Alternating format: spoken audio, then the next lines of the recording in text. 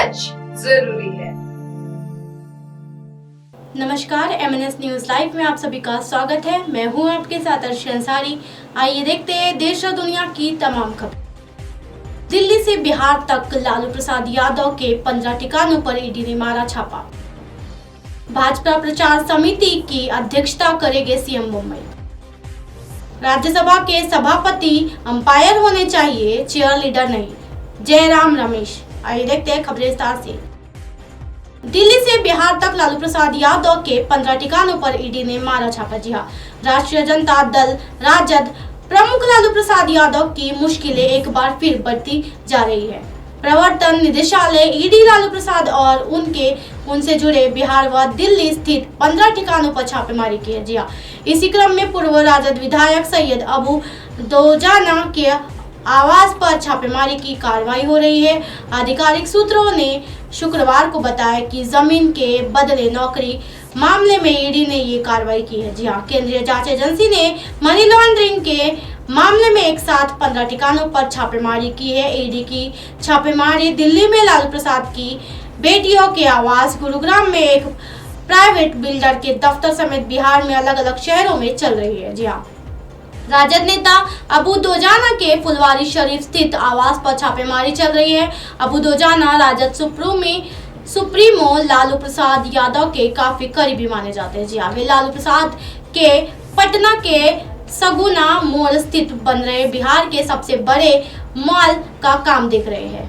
दरअसल जिस अबू दोजाना के घर ईडी की छापेमारी हुई है, उन पर लालू परिवार की कई और कारोबारी गतिविधियों में शामिल होने के आरोप लगते रहे हैं। जी हाँ, उल्लेखनीय है कि लालू प्रसाद के रेल मंत्री रहने के दौरान नौकरी के बदले जमीन मामले में केंद्रीय अन्वेषण ब्यूरो सीबीआई की एक टीम ने सोमवार को उनके आवास पर बिहार की पूर्व मुख्यमंत्री राबड़ी देवी से पूछताछ की। जांच एजेंसी ने नौकरी के बदले जमीन मामले में पहले ही आरोप पत्र दाखिल कर दिया है। जी हाँ, इस मामले में विशेष अदालत ने लालू प्रसाद और उनके परिवार के सदस्य सहित अन्य सभी आरोपियों को 15 मार्च का तलब किया है।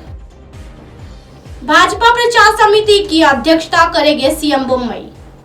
करंदल लाजे को बनाया चुनाव प्रबंधन प्रभारी। जी हाँ, भारतीय जनता पार्टी भाजपा के अध्यक्ष जेपी नड्डा ने आगामी कर्नाटक विधानसभा चुनाव के मद्देनजर शुक्रवार को मुख्यमंत्री बसवराज बोम्मई के नेतृत्व में प्रदेश चुनाव अभियान समिति का गठन किया। जी हाँ, पार्टी में चुनाव प्रबंधन समिति की अध्यक्षता केंद्रीय मंत्री शोभा कंदर लाजे को सौंपी है। जी हाँ, पार्टी महासचिव अरुण सिंह की ओर से जारी एक आधिकारिक विज्ञप्ति में ये घोषणा की गई। केंद्रीय मंत्री शोभा कंदरलाजे और भगवंत कुंभा क्रमशः चुनाव प्रबंधन समिति की संयोजक और सह संयोजक होगी। कर्नाटक के पूर्व सीएम बीएस येदियुरप्पा को चुनाव अभियान समिति के सदस्य के रूप में नियुक्त किया गया है। पार्टी ने कर्नाटक के अपने केंद्रीय मंत्री और पार्टी की राज्य इकाई के नेताओं को भी दोनों समितियों में सदस्य के रूप में नियुक्त किया है।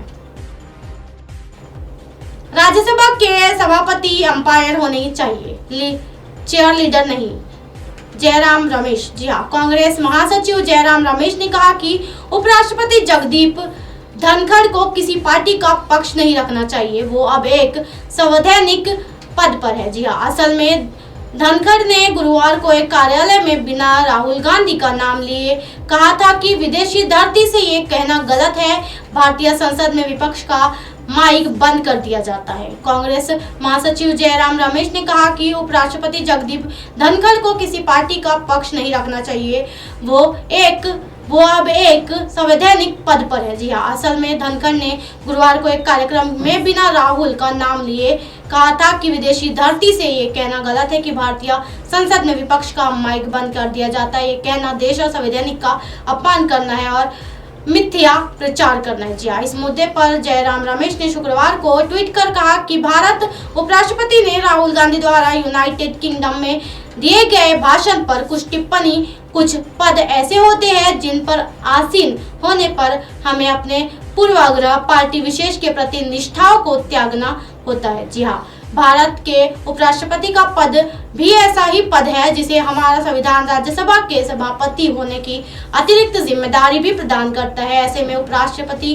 को राजनीतिक बयान से बचना चाहिए। जी हाँ, रमेश ने कहा कि राहुल गांधी ने विदेश में ऐसा कुछ नहीं कहा जो उन्होंने कहा यहाँ कई बार नहीं कहा हो। राहुल गांधी का बयान तथ्यात्मक और जमीनी वास्तविकता को दर्शाता है। पिछले 2 सप्ताह में संसद के 12 से ज्यादा विपक्षी सदस्यों को विशेषाधिकार का हनन का नोटिस दिया गया क्योंकि उन्होंने संसद के भीतर एक ऐसे मुद्दे पर अपनी आवाज दबाए जाने का विरोध किया था जो सत्ता पक्ष के लिए असुविधाजनक है। पिछले 8 सालों में चैनलों और समाचार पत्रों को ब्लैक आउट किया गया है। जी हाँ, छापे मारे गए हैं और इस हद तक धमकाया गया है कि अब केवल सरकार की ही आवाज सुनाई देती है। रमेश ने कहा कि आपातकाल भले ही घोषित नहीं किया गया हो, लेकिन सरकार के कदम वैसे नहीं है जैसे कि संविधान का सम्मान करने वाली सरकार के होते हैं। राज्यसभा के सभापति वगपी सभी के लिए अंपायर, रेफरी, मित्र और मार्गदर्शक है।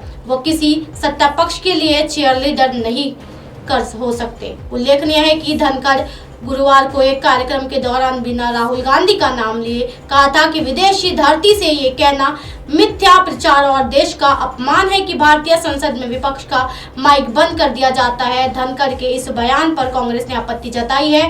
कांग्रेस ने आरोप लगाया है कि उपराष्ट्रपति सत्ता पक्ष का मत रख रहे हैं। अब आप हमारे चैनल को आपके मोबाइल पर भी देख सकते हैं। मोबाइल ऐप पर देखने के लिए प्ले स्टोर से MNS news TV app download करें। इंस्टा, लिंक, ट्विटर, हाइकुक, फेसबुक और कई सोशल मीडिया के प्लेटफॉर्म पर हमारा चैनल उपलब्ध है। आप इसे यूट्यूब पर भी देख सकते हो। आप हमारे चैनल को लाइव भी देख सकते हो www.mnsnews.com पर। फिलहाल वक्त तो चला दर्शकों ब्रेक का। ब्रेक से लौटने के बाद देखिएगा देश और दुनिया की तमाम खबरें। बने रहिए एमएनएस न्यूज पर। नमस्कार।